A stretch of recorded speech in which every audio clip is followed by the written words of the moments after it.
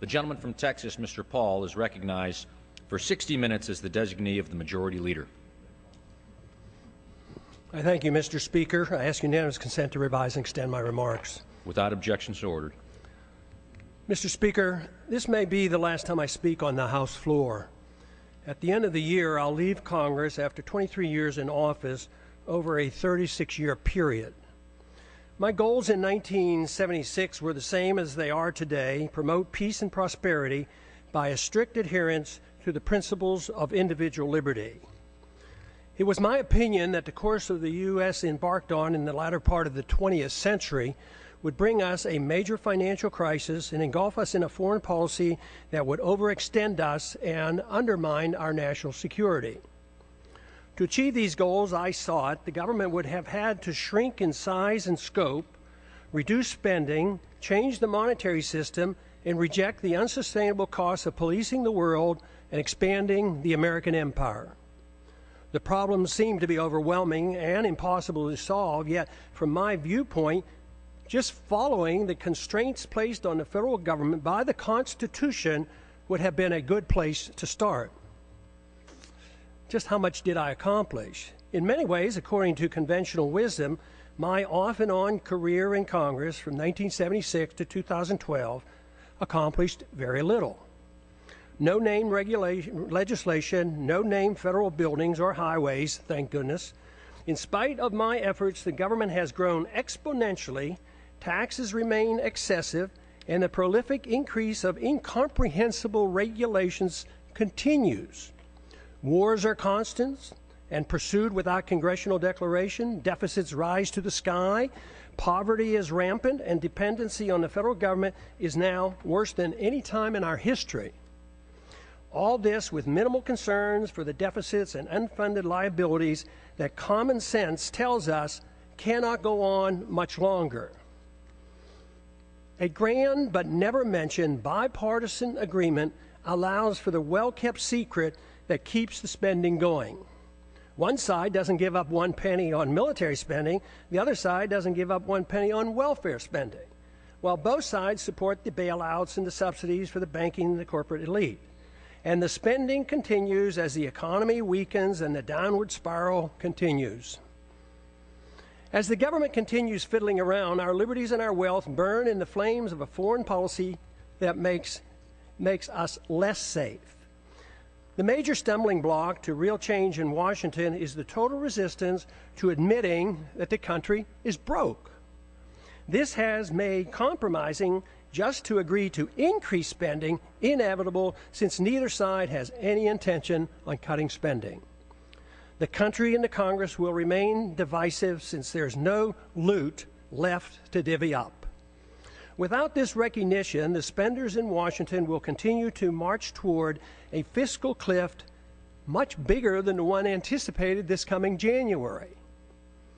I've thought a lot about why those of us who believe in liberty as a solution have done so poorly in convincing others of its benefits. If liberty is what we claim it is, the principle that protects all personal, social, and economic decisions necessary for maximum prosperity and the best chance for peace, it should be an easy sell. Yet history has shown that the masses have been quite receptive to the promises of authoritarians, which are rarely, if ever, fulfilled. Should we have authoritarianism or liberty?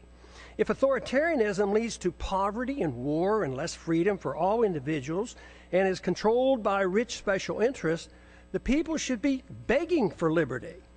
There certainly was a strong enough sentiment for more freedom at the time of our founding that motivated those who were willing to fight in the revolution against the powerful British government.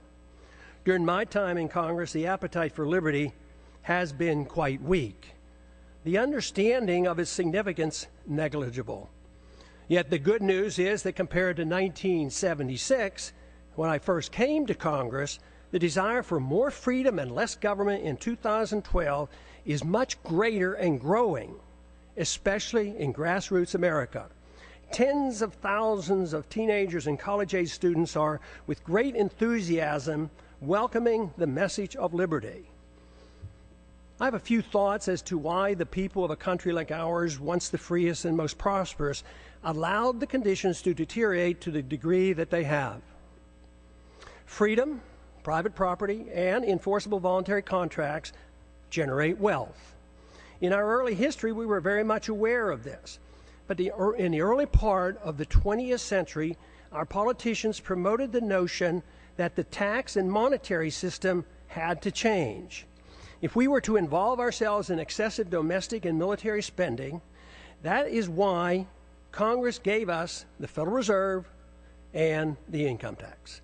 The majority of Americans and many government officials agreed that sacrificing some liberty was necessary to carry out what some claim to be progressive ideas.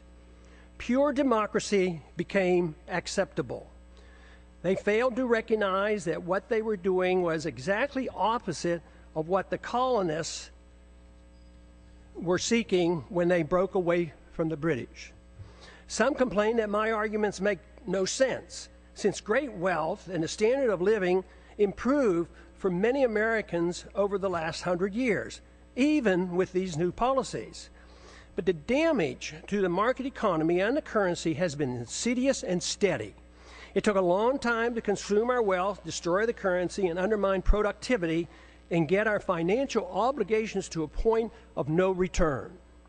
Confidence sometimes lasts longer than deserved. Most of our wealth today depends on debt. The wealth that we enjoyed and seemed to be endless allowed concern for the principle of a free society to be neglected. As long as most people believed the material abundance would last forever, worrying about protecting a competitive, productive economy and individual liberty seemed unnecessary. The age of redistribution. This neglect ushered in an age of redistribution of wealth by government, kowtowing to any and all special interests, except for those who just wanted to be left alone. That is why today, money in politics far surpasses money currently going into research and development and productive entrepreneurial efforts. The material benefits became more important than the understanding and promoting the principles of liberty and a free market. It is good that material abundance is a result of liberty, but materialism is all that we care. If materialism is all that we care about, problems are guaranteed. The crisis arrived because the illusion that wealth and prosperity would last forever has ended. Since it was based on debt and a pretense that debt can be papered over by an out-of-control fiat monetary system, it was doomed to fail. We have ended up with a system that doesn't produce enough even to finance the debt, and no fundamental understanding of why a free society is crucial to reversing these trends. If this is not recognized, the recovery will linger for a long time. Bigger government, more spending, more debt, more poverty for the middle class, and a more intense scramble by the elite special interests will continue. We need an intellectual awakening. Without an intellectual awakening, the turning point will be driven by economic law. A dollar crisis will bring the current out-of-control system to its knees. If it's not accepted that big government, fiat money, ignoring liberty, central economic planning, welfarism, and warfarism caused our crisis, we can expect a continuous and dangerous march toward corporatism and even fascism, with even more loss of our liberties. Prosperity for a large middle class, though, will become an abstract dream. This continuous move is no different than what we have seen in how our financial crisis of 2008 was handled. Congress first directed, with bipartisan support, bailouts for the wealthy. Then it was the Federal Reserve with its endless quantitative easing. If at first it doesn't succeed, try again. QE1, QE2, QE3, and with no results, we try QE indefinitely. That is, until it too fails. There is a cost to all of this, and let me assure you, delaying the payment is no longer an option. The rules of the market will extract its pound of flesh, and it won't be pretty. The current crisis elicits a lot of pessimism, and the pessimism adds to less confidence in the future. The two feed on themselves, making our situation worse. If the underlying cause of the crisis is not understood, we cannot solve our problems. The issue of warfare and welfare, deficits, inflationism and corporatism, bailouts and authoritarianism cannot be ignored. By only expanding these policies, we cannot expect good results. Everyone claims support for freedom, but too often it's for one's own freedoms and not for others. Too many believe that there must be limits on freedom. They argue that freedom must be directed and managed to achieve fairness and equality, thus making it acceptable to curtail through force certain liberties. Some decide what and whose freedoms to be limited. These are politicians whose goal in life is power. Their success depends on gaining support from special interests. We don't need more isms.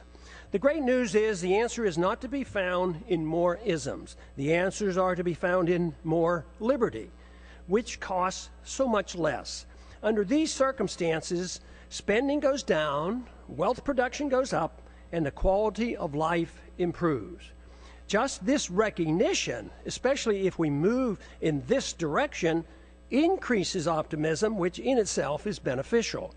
The follow-through with sound policies are required, which must be understood and supported by the people.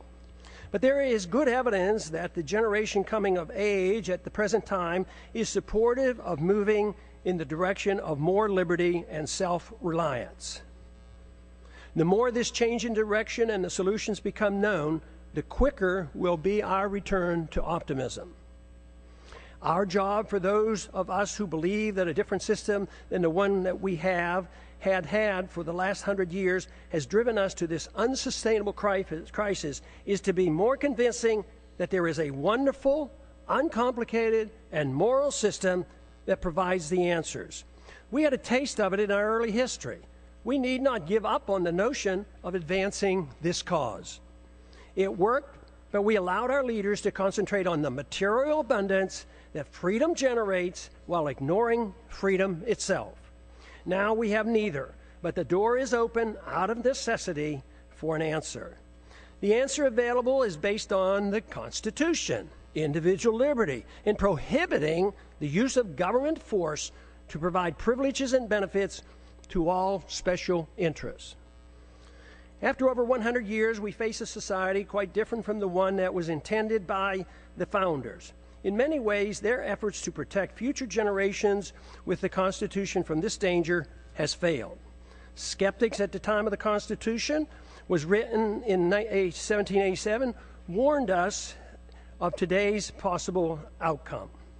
The insidious nature of the erosion of our liberties and the reassurance our great abundance gave us allowed the process to evolve into a dangerous period in which we now live. Dependency on government largesse. Today, we face a dependency on government largesse for almost every need. Our liberties are restricted and government operates outside the rule of law, protecting and rewarding those who buy or coerce government into satisfying their demands. Here are a few examples. Undeclared wars are commonplace. Welfare for the rich and poor is considered an entitlement. The economy is overregulated, overtaxed, and grossly distorted by a deeply flawed monetary system. Debt is growing exponentially. The Patriot Act and FISA legislation passed without much debate have resulted in a steady erosion of our Fourth Amendment rights. Tragically, our government engages in preemptive war, otherwise known as aggression, with no complaints from the American people. The drone warfare we are pursuing worldwide is destined to end badly for us as the hatred builds, for innocent lives lost and the international laws flaunted. Once we are financially weakened and militarily challenged, there will be a lot of resentment thrown our way. It's now the law of the land that the military can arrest American citizens, hold them indefinitely without charges or a trial. Rampant hostility toward free trade is supported by a large number in Washington. Supporters of sanctions, currency manipulation, and WTO trade retaliation call the true free traders isolationists. Sanctions are used to punish countries that don't follow our orders. Bailouts and guarantees of all kinds of misbehavior are routine. Central economic planning through monetary policy, regulations, and legislative mandates has been acceptable policy. I have a few questions. Excessive government has created such a mess, it prompts many questions. Why are sick people who use medical marijuana put in prison? Why does the federal government restrict the drinking of raw milk? Why can't American manufacturers rope and other products from hemp? Why are Americans not allowed to use gold and silver as legal tender as mandated by the Constitution? Why is Germany concerned enough to consider repatriating their gold held by the Fed for her in New York? Is it that the trust in the U.S. and dollar supremacy beginning to wane? Why do our political leaders believe it's necessary to thoroughly audit? Why do our political leaders believe it's unnecessary to thoroughly audit our own gold? Why can't Americans decide which type of light bulbs they can buy? Why is it the TSA permitted to abuse the rights of any American traveling by air? Why should there be mandatory sentences, even up to life, for crimes without victims, as our drug laws require? Why have we allowed the federal government to regulate commodes in our homes? Why is it political suicide for anyone to criticize AIPAC? Why haven't we given up on the drug war, since it's an obvious failure and violates the people's rights? Has nobody noticed that the authorities can't even keep drugs out of the prisons? How can making our entire society a prison solve the problem? Why do we sacrifice so much getting necessarily involved in border disputes and civil strife around the world and ignore the root cause of the most dangerous, deadly border in the world, the one between Mexico and the United States? Why does Congress willingly give up its prerogatives to the executive branch? Why does changing the party in power never change policy? Could it be that the views of both parties are essentially the same? Why did the big banks, the large corporations, and foreign banks and foreign central banks get bailed out in 2008, and the middle class lost their jobs and their homes? Why do so many in the government and the federal officials believe that creating money out of thin air creates wealth? Why do so many accept the deeply flawed principle that government bureaucrats and politicians can protect us from ourselves without totally destroying the principle of liberty? Why can't people understand that war always destroys wealth and liberty? Why is there so little concern for the executive order that gives the president authority to establish a kill list, including American citizens, of those targeted for assassination? Why is patriotism thought to be blind loyalty to the government and the politicians who run it, rather than loyalty to the principles of liberty and support for the people? Real patriotism is a willingness to challenge the government when it's wrong. Why is it claimed that if people won't or can't take care of their own needs, that people in government are able to do it for them? Why did we ever give the government a safe haven for initiating violence against the people? Why do so many members defend free markets but not civil liberties? Why do so many members defend civil liberties but not free markets? Aren't they the same? Why don't more defend both economic liberty and personal liberty? Why are there not more individuals who seek to intellectually influence others to bring about positive changes, those who seek changes, than those who seek power to force others to obey their commands? Why does the use of religion to support a social gospel and preemptive wars, both of which require authoritarians to use violence or the threat of violence, go unchallenged? Aggression and forced redistribution of wealth has nothing to do with the teachings of the world's great religions. Why do we allow the government and the Federal Reserve to disseminate false information dealing with both economic and foreign policy? Why is democracy held in such high esteem when it's the enemy of the minority and makes all rights relative to the dictates of the majority? Why should anyone be surprised that Congress has no credibility since there's such a disconnect between what politicians say and what they do? Is there any explanation for all the deception, the unhappiness, the fear of the future, the loss of confidence in our leaders, the distrust and the anger and frustration? Yes, there is. And there's a way to reverse these attitudes. The negative perceptions are logical and a consequence of bad policies bringing about our problems. Identification of the problems and recognizing the cause allow the proper changes to come easily. We should have more trust in ourselves, less in the government. Too many people have far too long placed too much confidence and trust in government and not enough in themselves. Fortunately, many are now becoming aware of the seriousness of the gross mistakes of the past several decades. The blame is shared by both political parties. Many Americans now are demanding to hear the plain truth of things and want the demagoguing to stop. Without this first step, solutions are impossible. Seeking the truth and finding the answers in liberty and self-reliance promotes the optimism necessary for restoring prosperity. The task is not that difficult if politics doesn't get in the way. We have allowed ourselves to get into such a mess for various reasons. Politicians deceive themselves as to how wealth is produced. Excessive confidence is placed in the judgment of politicians and bureaucrats. This replaces the confidence in a free society. Too many in high places of authority became convinced that only they, armed with arbitrary government power, can bring about fairness while facilitating wealth production. This always proves to be a utopian dream and destroys wealth and liberty. It impoverishes the people and rewards the special interests who end up controlling both parties. It's no surprise that much of what goes on in Washington is driven by aggressive partisanship and power seeking, with philosophic differences being minor. Economic ignorance is commonplace. Keynesianism continues to thrive, although today it is facing healthy, enthusiastic rebuttals. Believers in military Keynesianism and domestic Keynesianism continue to desperately promote their failed policy as the economy languishes in a deep slumber. Supporters of all government edicts use humanitarian arguments to justify them.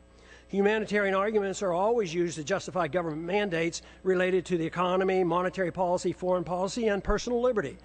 This is on purpose to make it more difficult to challenge. But initiating violence for humanitarian reasons is still violence. Good intentions are no excuse and are just as harmful as when the people use and force with bad intentions. The results are always negative. The immoral use of force is the source of man's political problems. Sadly, many religious groups, secular organizations, and psychopathic authoritarians endorse government-initiated force to change the world. Even when the desired goals are well-intentioned, or especially when they're well-intentioned, the results are dismal. The good results sought never materialize. The new problems created require even more government force as a solution. The net result is institutionalizing government-initiated violence and morally justifying it on humanitarian grounds. This is the same fundamental reason our government uses force for invading other countries at will, central economic planning at home, and the regulation of personal liberty and habits of our citizens. It is rather strange that unless one has a criminal mind and no respect for other people and their property, no one claims it's permissible to go into one's neighbor's house and tell them how to behave, what they can eat, smoke, and drink, or how to spend their money. Yet, rarely is it asked why is it morally acceptable that a stranger with a badge and a gun can do the same thing in the name of law and order. Any resistance is met with brute force, fines, taxes, arrests, and even imprisonment. This is done more frequently every day without a search warrant. No government monopoly over initiating violence is what we need. Restraining aggressive behavior is one thing, but legalizing a government monopoly for initiating aggression can only lead to exhausting liberty associated with chaos, anger, and the breakdown of civil society. Permitting such authority and expecting a saintly behavior from the bureaucrats and the politicians is a pipe dream. We now have a standing army of armed bureaucrats in the TSA, CIA, FBI, Fish and Wildlife, FEMA, IRS, Corps of Engineers, etc., numbering over 100,000. Citizens are guilty until proven innocent in the unconstitutional administrative courts.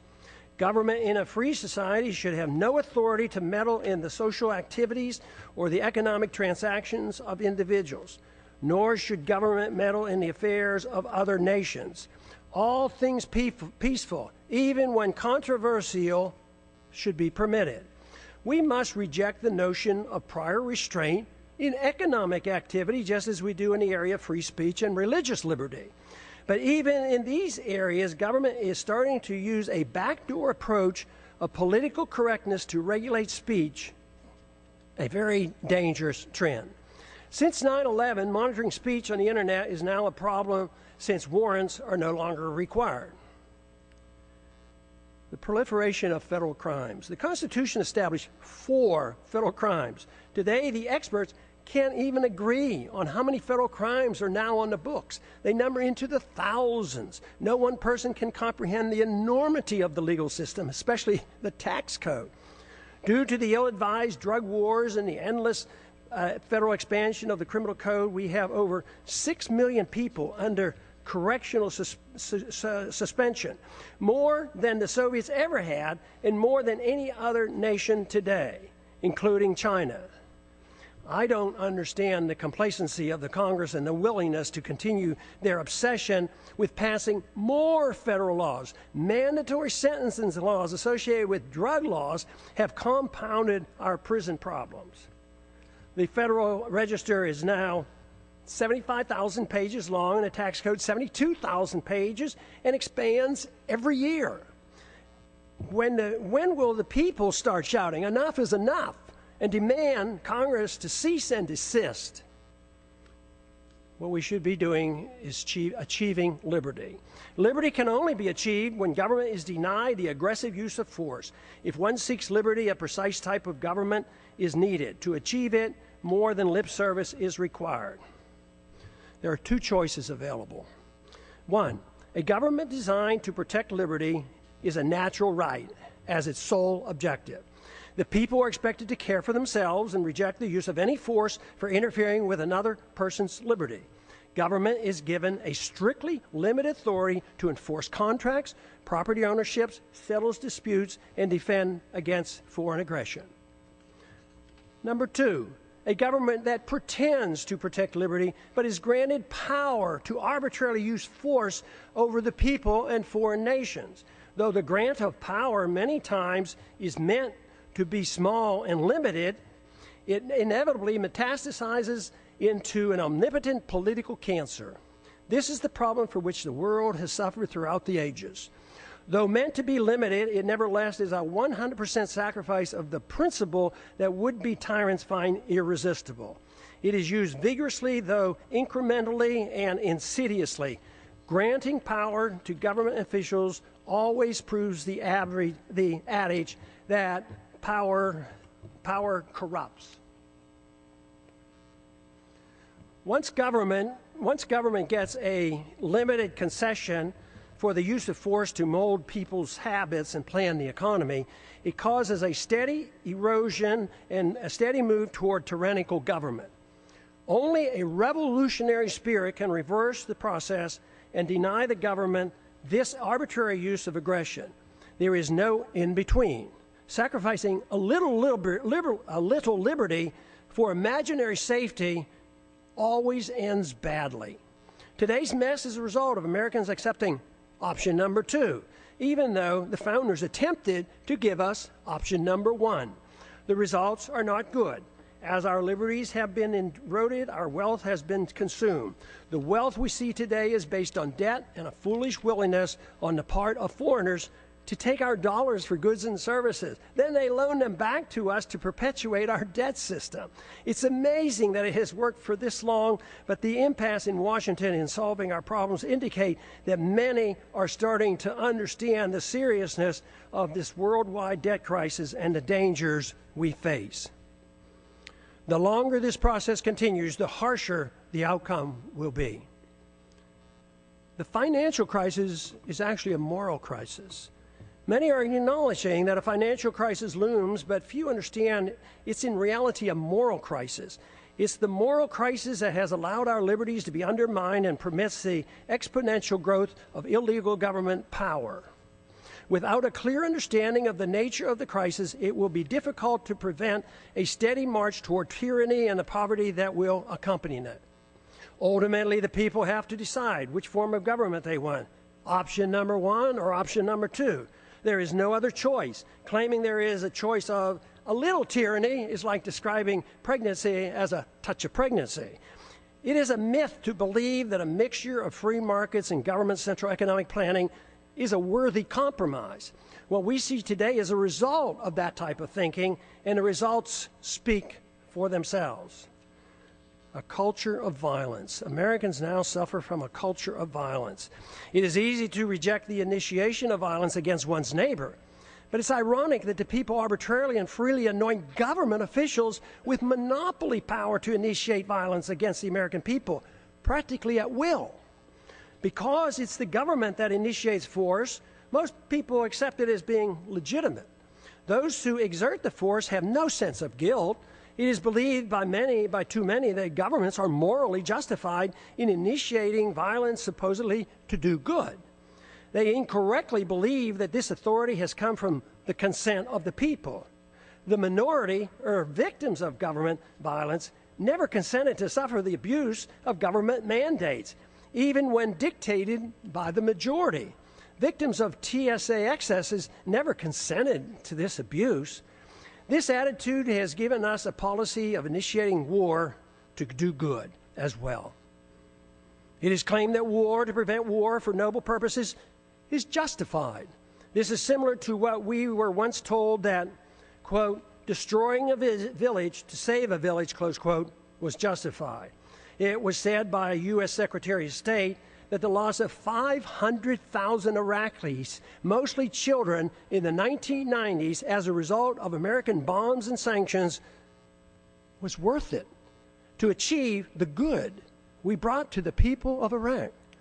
And look at the mess that Iraq is in today. Government use of force to mold social and economic behavior at home and abroad has justified individuals using force on their own terms. The fact that violence by government is seen as morally justified is the reason why violence will increase when the big financial crisis hits and becomes a political crisis as well.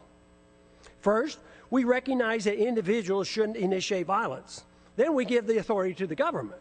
Eventually, the immoral use of government violence, when things go badly, will be used to justify an individual's right to do the same thing.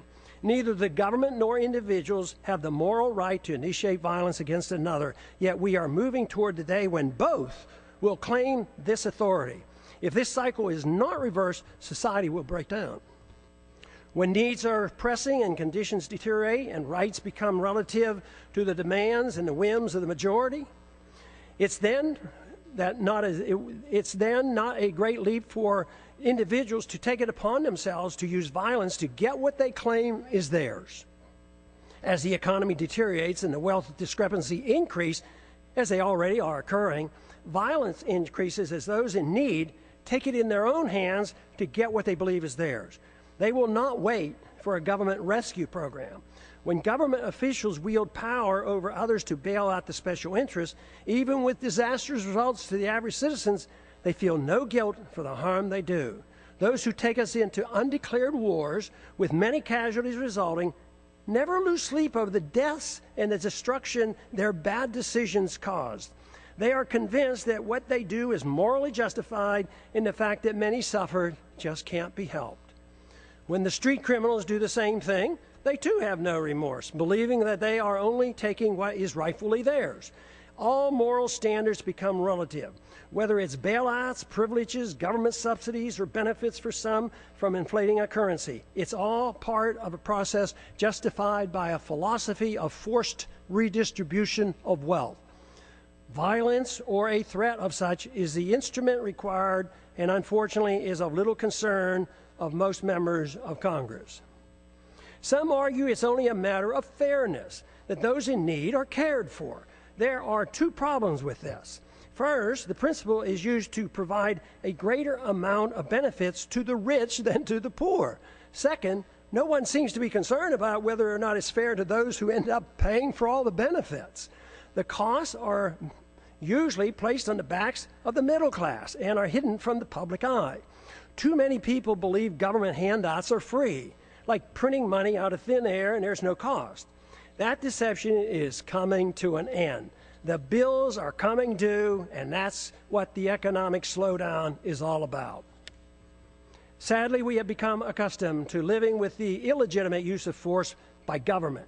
It is the tool for telling the people how to live, what to eat and drink, what to read, and how to spend their money. To develop a truly free society, the issue of initiating force must be understood and rejected. Granting to government even a small amount of force is a dangerous concession. Limiting government excesses versus a virtuous moral people. Our Constitution, which was intended to limit government power and abuse, has failed. The founders warned that a free society depends on a virtuous and moral people. The current crisis reflects that their concerns were justified. Many politicians and pundits are aware of the problems we face, but spend all their time in trying to reform government. The sad part is that the suggested reforms almost always leads to less freedom, and the importance of a virtuous and moral people is either ignored or not understood. The new reforms serve only to further undermine liberty. The compounding effect has given us the steady erosion of liberty and the massive expansion of debt. The real question is, if it is liberty we seek, should most of the emphasis be placed on government, reform, or trying to understand what a virtuous and moral people means and how to promote it? The Constitution has not prevented the people from demanding handouts for both rich and poor in their efforts to reform the government, while ignoring the principles of a free society. All branches of our government today are controlled by individuals who use their power to undermine liberty and enhance the welfare warfare state and frequently their own wealth and power. If the people are unhappy with the government performance, it must be recognized that government is merely a reflection of an immoral society that rejected a moral government of constitutional limits on power and love of freedom. If this is the problem, all the tinkering with thousands of pages of new laws and regulations will do nothing to solve the problem. It is self-evident that our freedoms have been severely limited, and the apparent prosperity we still have is nothing more than leftover wealth from a previous time. This fictitious wealth based on debt and benefits from a false trust in our currency and credit will play havoc with our society when the bills come due. This means that the full consequence of our lost liberties is yet to be felt. But that illusion is now ending. Reversing a downward spiral depends on accepting a new approach. Expect the rapidly expanding homeschooling movement to play a significant role in the revolutionary reforms needed to rebuild a free society with constitutional protections. We cannot expect a federal government-controlled school system to provide the intellectual ammunition to combat the dangerous growth of government that threatens our liberties. The Internet will provide the alternative to the government media complex that controls the news and most political propaganda. This is why it's essential that the Internet remains free of government regulation. Many of our religious institutions and secular organizations support greater dependency on the state by supporting war, welfare, and corporatism, and ignore the need for a virtuous people. I never believed that the world or our country could be made more free by politicians if the people had no desire for freedom. Under the current circumstances, the most we can hope to achieve in the political process is to use it as a podium to reach the people, to alert them of the nature of the crisis and the importance of their need to assume responsibility for themselves. If it is liberty that they truly seek, without this, a constitutionally protected free society is impossible. If this is true, our individual goal in life ought to be for us to seek virtue and excellence and recognize that self-esteem and happiness only comes from using one's natural ability in the most productive manner possible, according to one's own talents. Productivity and creativity are the true source of personal satisfaction. Freedom and not dependency provides the environment needed to achieve these goals. Government cannot do this for us. It only gets in the way. When the government gets involved, the goal becomes a bailout or a subsidy, and these cannot provide a sense of personal achievement. Achieving legislative power and political influence should not be our goal. Most of the change, if it is to come, will not come from the politicians, but rather from individuals, family, friends, intellectual leaders, and our religious institutions. The solution can only come from rejecting the use of coercion, compulsion, government commands, and aggressive force to mold social and economic behavior. Without accepting these restraints, inevitably the consensus will be to allow the government to mandate economic equality and obedience to the politicians who gain power and promote an environment that smothers the freedoms of everyone. It is then that the responsible individuals who seek excellence and self-esteem by being self-reliant and productive become the victims. In conclusion, what are the greatest dangers that the American people face today that impede the goal of a free society? There are 5. The continuous attack on our civil liberties, which threaten the rule of law and our ability to resist the onrush of tyranny. Number 2, violent anti-Americanism that has engulfed the world. Because the phenomenon of blowback is not understood or denied, our foreign policy is destined to keep us involved in many wars that we have no business being in. National bankruptcy and a greater threat to our national security will result. Number 3, the ease in which we go to war, without a declaration by Congress, but accepting international authority from the UN or NATO, even for preemptive wars, otherwise known as aggression.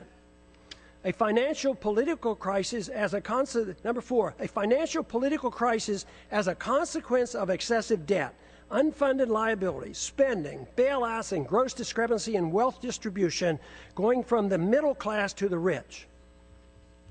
The danger of central economic planning by the Federal Reserve must be understood. World government taking over local and U.S. sovereignty by getting involved in the issues of war, welfare, trade, banking, a world currency, taxes, property, ownership, and private ownership of guns must be addressed. Happily, there's an answer for these very dangerous trends. What a wonderful world it would be if everyone accepted the simple moral premise of rejecting all acts of aggression. The retort to such a suggestion is always, it's too simplistic, too idealistic, impractical, naive, utopian, dangerous, and unrealistic to strive for such an ideal. The answer to that is that for thousands of years, the acceptance of government force to rule over the people at the sacrifice of liberty was considered moral and the only available option for achieving peace and prosperity. What could be more utopian than that myth?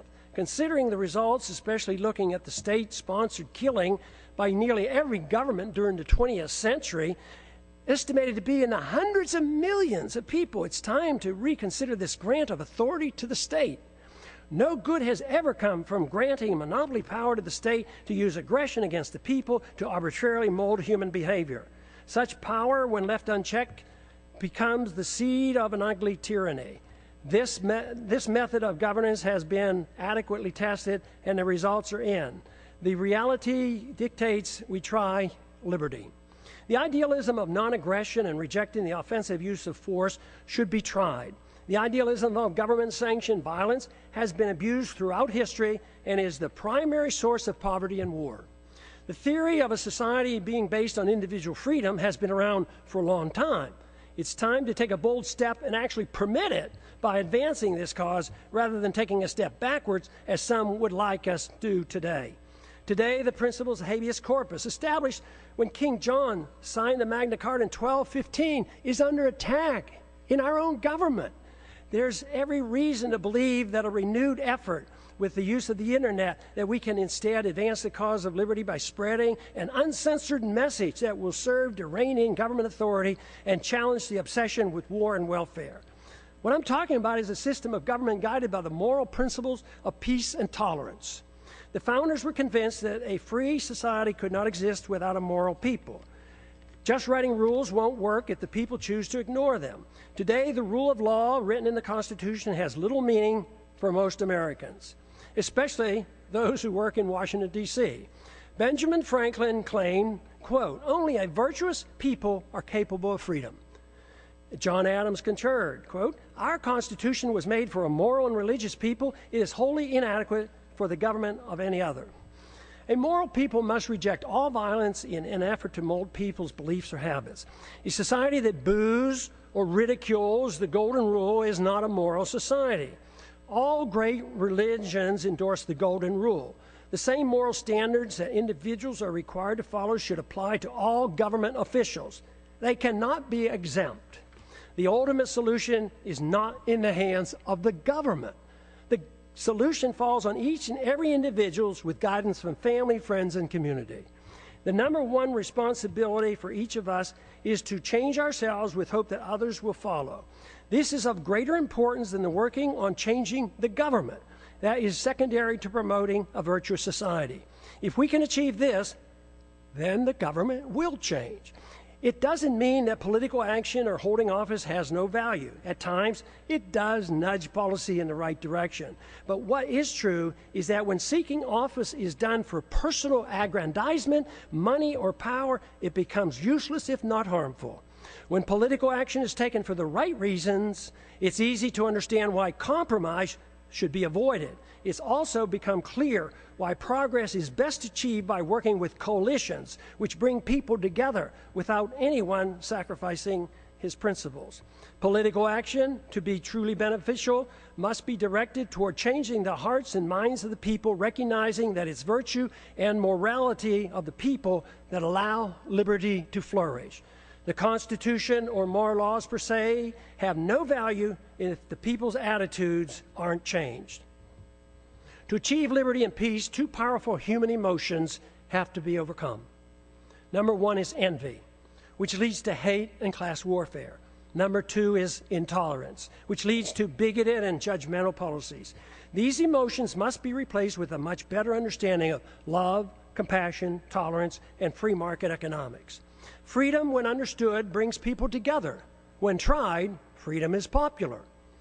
The problem we have faced over the years has been that economic interventionists are swayed by envy, whereas social interventionists are swayed by intolerance or of habits and lifestyles. The misunderstanding that tolerance is an endorsement of certain activity motivates many to legislate moral standards which should only be set by individuals making their own choices. Both sides use force to deal with these misplaced emotions. Both are authoritarians. Neither endorses voluntarism. Both views ought to be rejected. I have come to one firm conviction after these many years of trying to figure out the plain truth of things. The best chance for achieving peace and prosperity for the maximum number of people worldwide is to pursue the cause of liberty. If you find this to be a worthwhile message, spread it throughout the land. And I yield back the balance of my time. It's back.